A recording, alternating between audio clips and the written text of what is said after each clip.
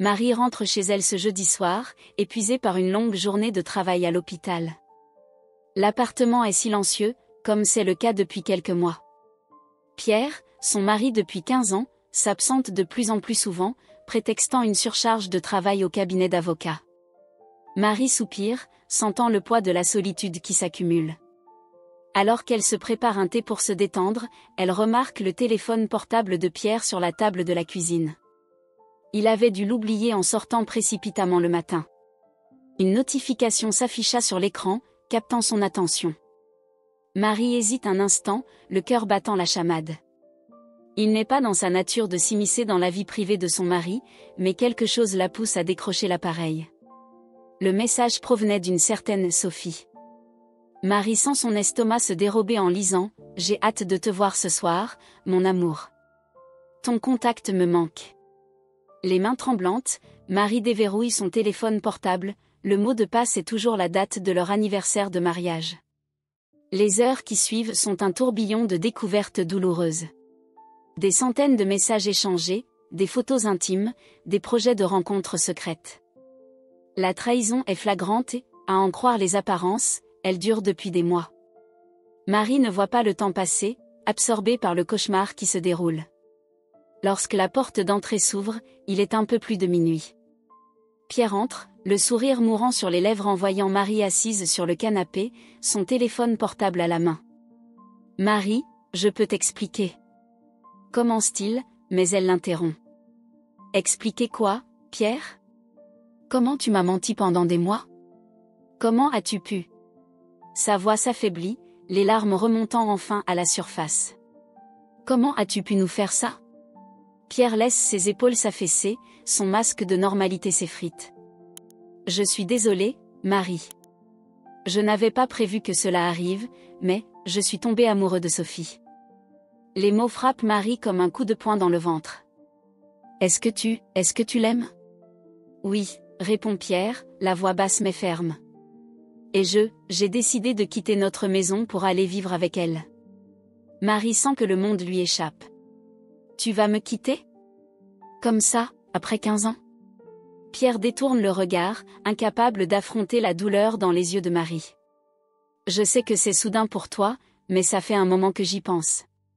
Sophie et moi, nous voulons commencer une vie ensemble. » « Et moi, Pierre ?» demande Marie, la voix tremblante de colère et de désespoir.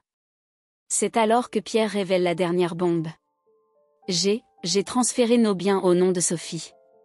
C'était le seul moyen de protéger mon avenir avec elle. » Marie est sous le choc, incapable d'assimiler ce qu'elle vient d'entendre.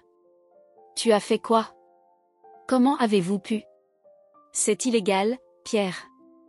Vous êtes avocat, pour l'amour de Dieu. » Je sais, répond Pierre en se passant les mains dans les cheveux dans un geste de frustration. Mais je devais le faire. Sophie est enceinte, Marie.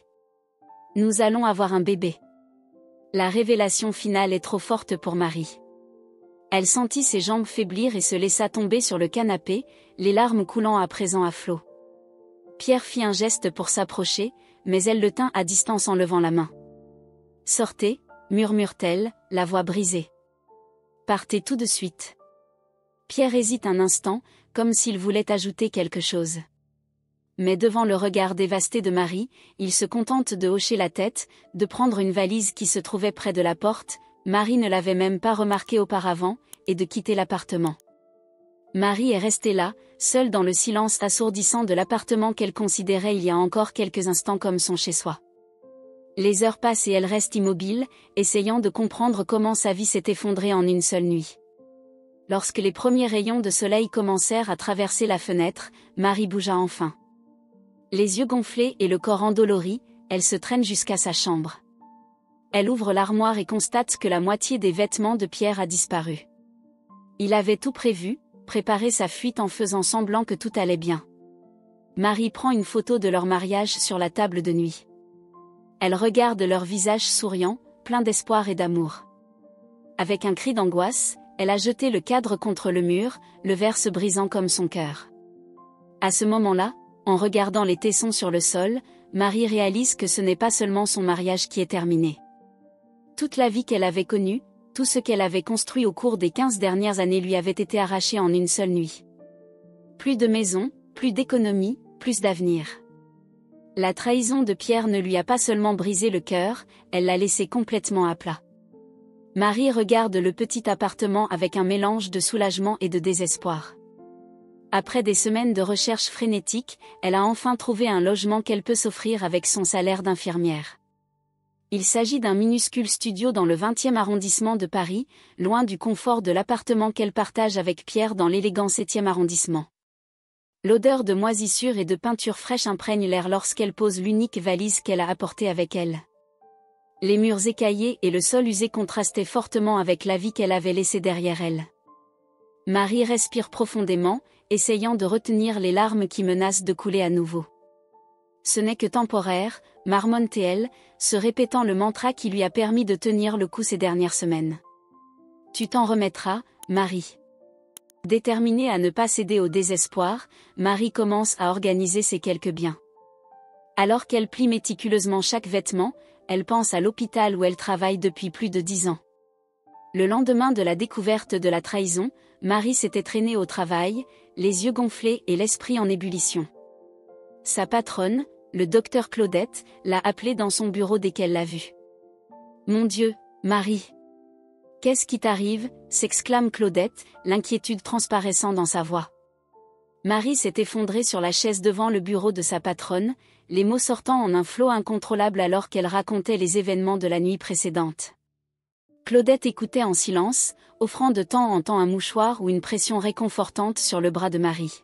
« Marie, ma chérie, » dit Claudette à voix basse lorsque Marie a terminé son récit. « Tu ne peux pas travailler dans cet état. Rentrez chez vous et reposez-vous. » Marie secoue la tête avec véhémence. « Non, je vous en prie.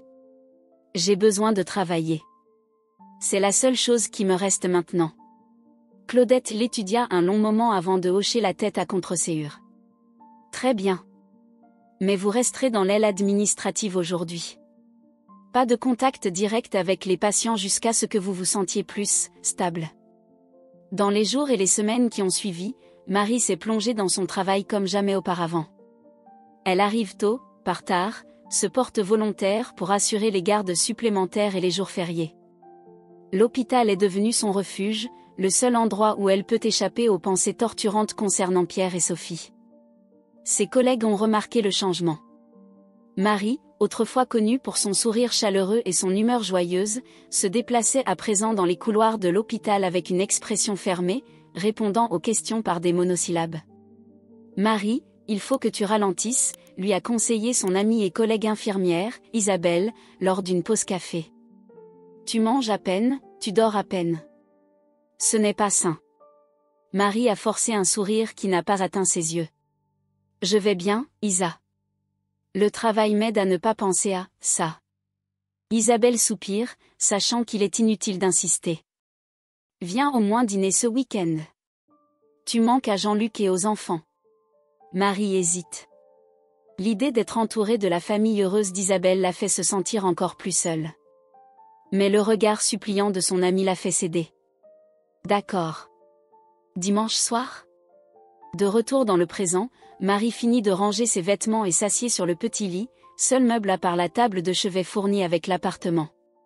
Ses yeux parcourent l'espace vide, si différent du foyer douillet qu'elle avait construit avec Pierre. La rancœur monte dans sa poitrine. Comment a-t-il pu lui faire ça ? 15 ans de mariage jetés aux oubliettes pour une aventure avec une femme plus jeune. Et pour ne rien arranger, il l'avait laissée sans rien, transférant tous ses biens au nom de Sophie. Marie serre les poings, luttant contre la vague de colère et de douleur qui menace de l'engloutir. Elle ne pouvait pas se permettre de s'effondrer maintenant. Elle avait des factures à payer, un nouvel avocat à engager, ironiquement, en utilisant les économies qu'elle avait secrètement mises de côté pour un voyage surprise avec Pierre, toute une vie à reconstruire. Elle se lève brusquement, décidée à faire quelque chose de productif. Elle saisit les produits de nettoyage qu'elle avait achetés en chemin et commença à récurer furieusement la petite salle de bain.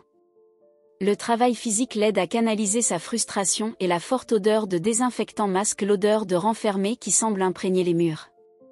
Les heures passent et lorsque Marie s'arrête enfin, épuisée, le petit appartement brille de propreté.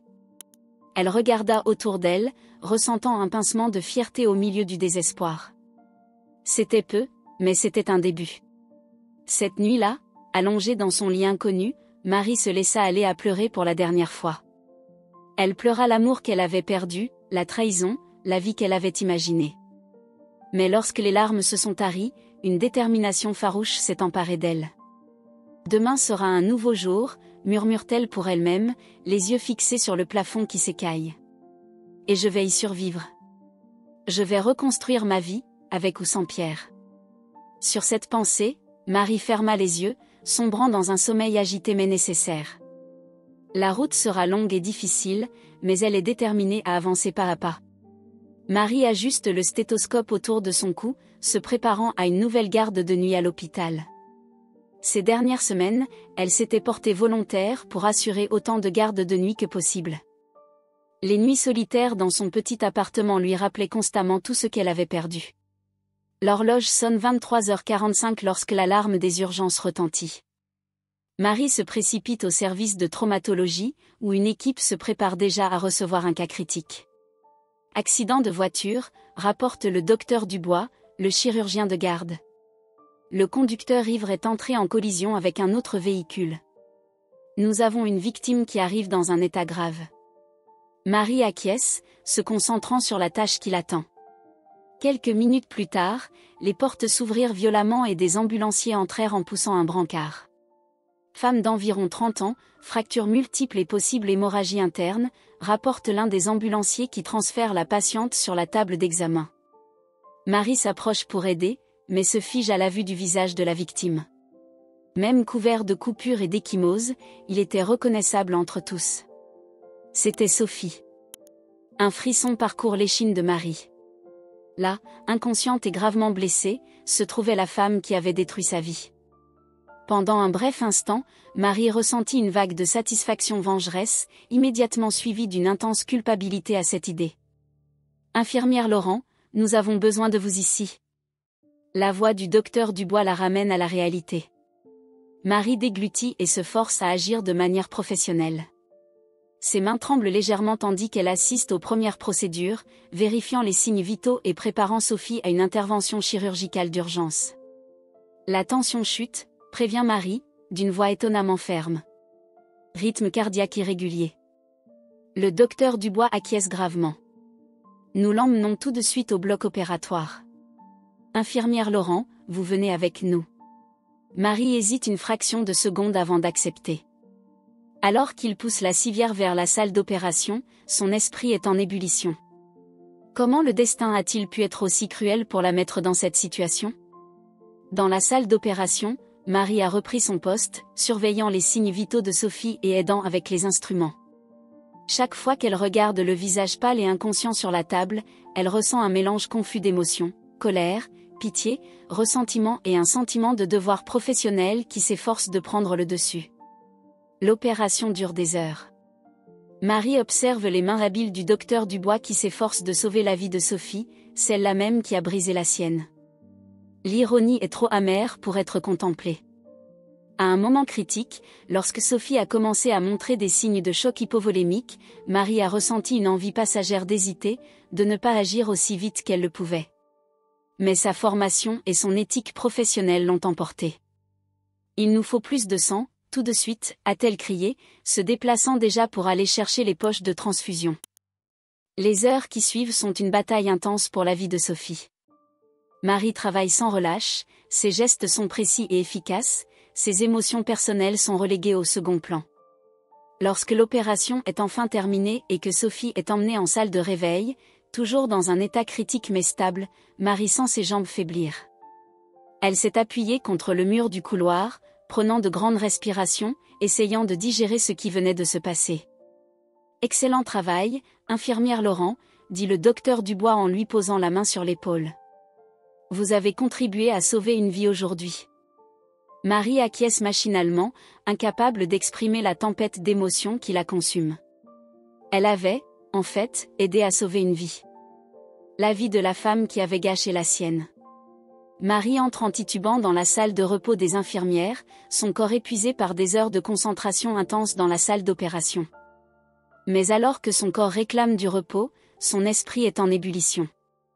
Le visage de Sophie, pâle et couvert d'ecchymose, semble gravé sur sa rétine. Assise seule dans la pièce silencieuse, Marie se trouve confrontée à un maelstrom d'émotions contradictoires. La colère qu'elle a refoulée pendant des mois menace de déborder. Comment le destin a-t-il pu être aussi cruel en lui mettant littéralement entre les mains la maîtresse de son ex-mari? J'aurais pu, non, n'y pense pas, se dit Marie en secouant la tête pour chasser les idées noires. Mais les idées ne cessent d'affluer. Et si elle avait été un peu plus lente à prévenir de la chute de pression? Et si elle avait accidentellement administré la mauvaise dose de médicaments? Personne ne le saurait. Il aurait pu s'agir d'une erreur tragique dans une situation de haute pression. Marie se sent nauséeuse en réalisant le sens de ses pensées.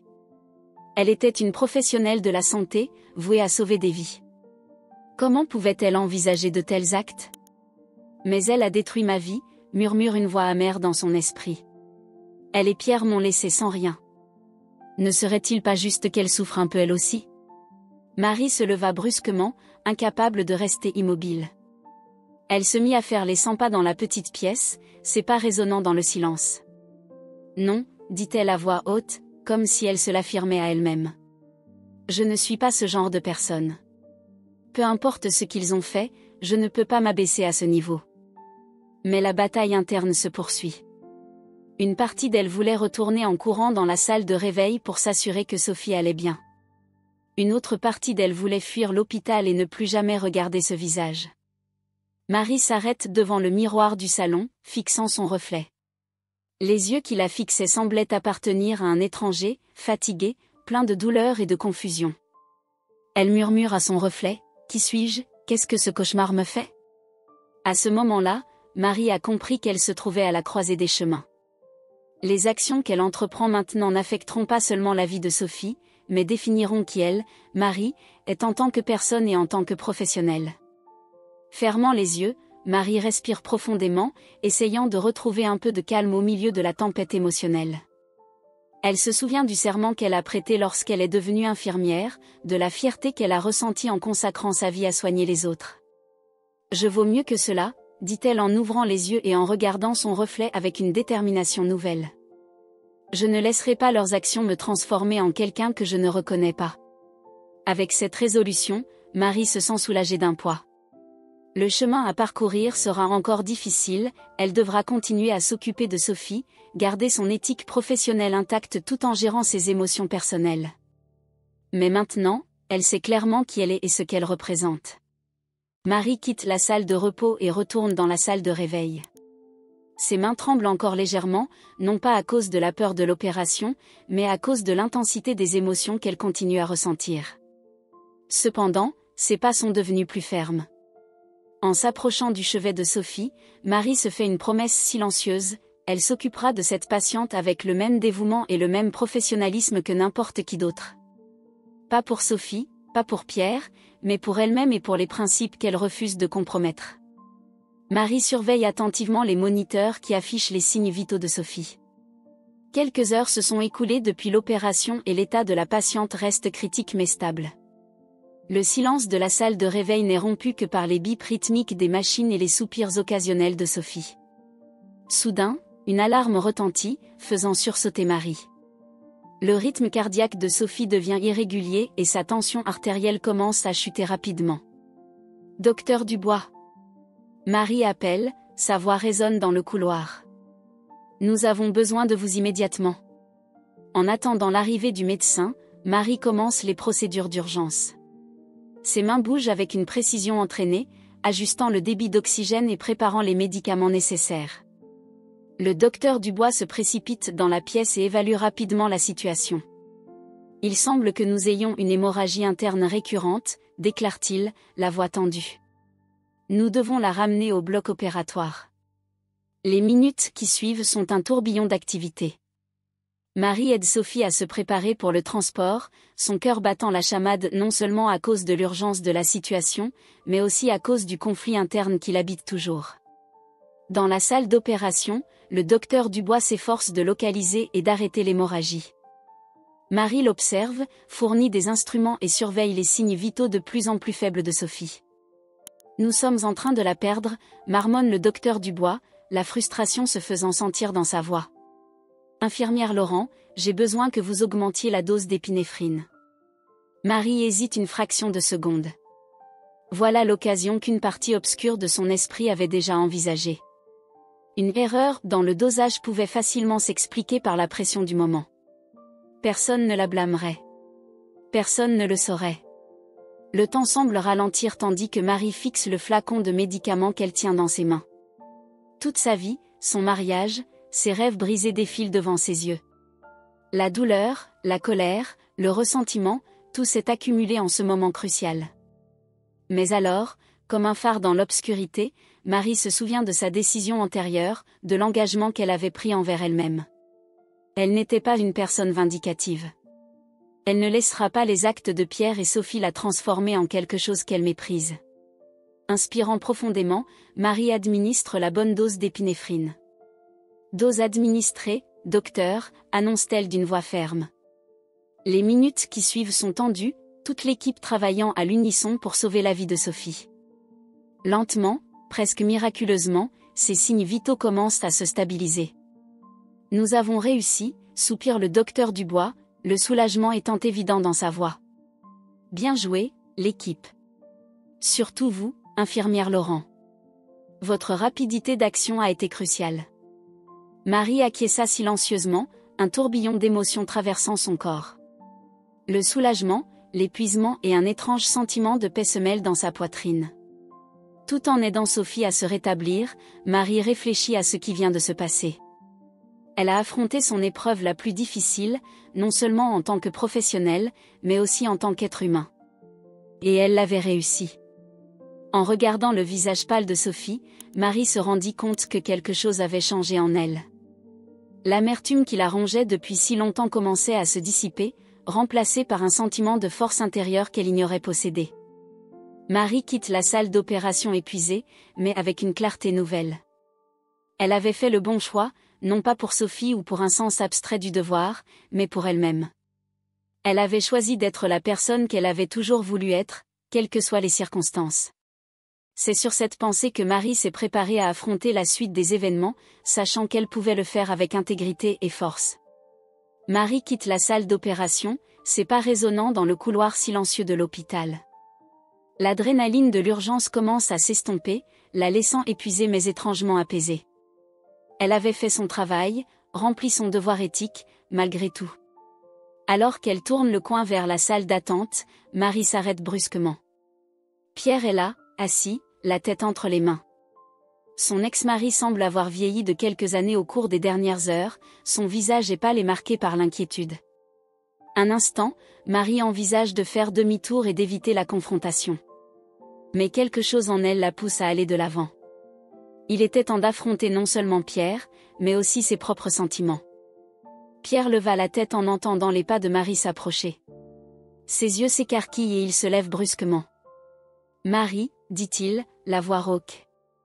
Je n'avais pas réalisé que tu serais là. » Marie le dévisage, surprise par l'absence d'émotion qu'elle ressent en le voyant.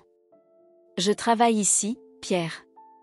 Tu le sais. » Un silence gênant s'installe entre eux. Pierre semble lutter pour trouver les mots justes. Il finit par demander, l'inquiétude transparaissant dans sa voix, « Comment va-t-elle » Marie hésite un instant avant de répondre avec professionnalisme, « L'opération a réussi. » Son état est stable, mais toujours critique. Pierre pousse un soupir de soulagement, les larmes aux yeux. « Dieu merci. » Marie, je ne sais pas comment te remercier. Non, l'interrompt Marie en levant la main. Ne me remercie pas, Pierre. J'ai fait mon travail, c'est tout. Pierre la regarde, la culpabilité et le regret se lisent dans ses yeux. Marie, je sais que je n'ai pas le droit de te demander quoi que ce soit, mais, merci. D'avoir pris soin d'elle, même après tout ce qu'on t'a fait.